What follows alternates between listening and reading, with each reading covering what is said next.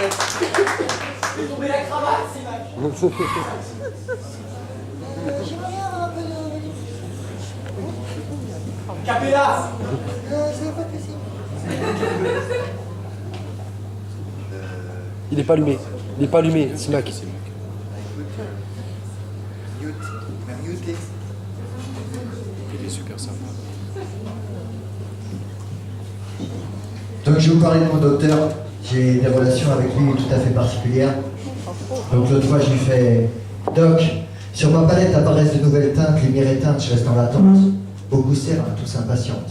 Et le docteur Groove touche les âmes, traite ses patients, trouve la feinte. À maintes et maintes reprises, avec ses certitudes, il entreprend. Beaucoup lui monte le boule dans la tourmente, mais lui, il est dans la boule comme une croyante. Vision claire de l'avenir, il argumente. La peur s'estompe, les forces augmentent. Il sait que les mots sont libérateurs de toutes ses craintes. Comme ses patients, souvent son estomac lui donne des crampes, alors il se cramponne et arpente. Connaît le vide, mais il serpente, avance avec une certaine peur au ventre. Il se cramponne car il sait que le vent à tout moment peut le projeter tout en bas de leur pente. Et là, désarticulé en bas, très peu de chance pour lui qui la remonte. Il ne compte plus sur la chance, il a même jeté sa montre. Il n'a plus peur de la mort, voudrait trouver l'amour, tenir sa main, il se l'avoue sans honte. Mais ses rêves sont recouverts d'une chape de fonte. Alors il s'échappe et affronte, connaît la magie et les rencontres, les relations qui durent, sûres, il en tient compte. Mon doc soigne les mots, considère les mots comme des présents précieux, choyés comme des joyaux. Mon doc utilise les références de ces dizaines de dicots, mais lorsque la musique lui fait défaut, il y chante. Mon doc connaît l'homme et ses défauts, il ne donne jamais de médoc, juste des méthodes pour se sentir bien. Tu m'étonnes que ce mec m'épate, il connaît chacun de mes tocs.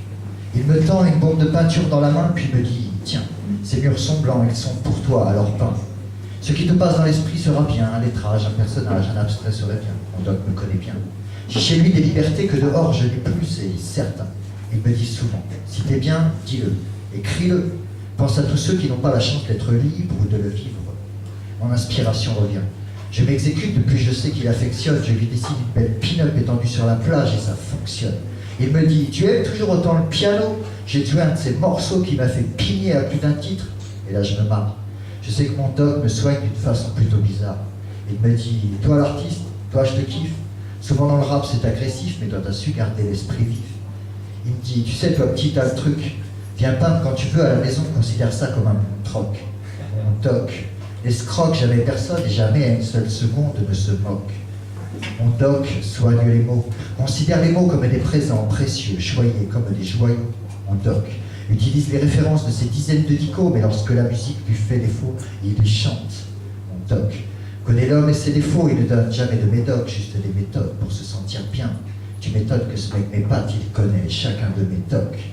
Lorsque je le rejoins chez lui, souvent il est au piano, ça me détend, il est vrai, un certain temps. Suivant ma tête, il s'arrête, change de registre et puis reprend. Pressant l'état du moment, s'adapte avec instinct, corrige dans l'instant, on parle peu. Chaque mot à ses yeux est précieux, alors je l'écoute, tu penses. Et lorsque je ne trouve rien à rétorquer à ce qu'il m'avance, il se moque de mes silences. Il me dit, vide ta tête, tout ça ressemble à un énorme bloc-notes rempli de pages volantes. Il me dit, t'es dispersé au possible, mais certaines de tes idées sont vraiment excellentes. Alors, patiente et remplie de toi. Fais donc du sport, regarde ton corps, on dirait un de mes doigts. Mon doc, c'est quand il peut jouer sur les mots avec moi. Il sait qu'il est un miroir et qu'il doit faire attention à ce qu'il renvoie. Pour ça, il s'emploie à ne jamais dire n'importe quoi. Il me dit, ne me parle pas de chakra, tu es dans le chagrin, tout simplement blessé dans le cœur. Il me dit, ne peut prétendre au statut d'étoile que celui qui a explosé de l'intérieur. Il me dit, le tag, la calligraphie, la poésie, le slam sont des arts comparables. Ils réconfortent, touchent l'âme de nos semblables.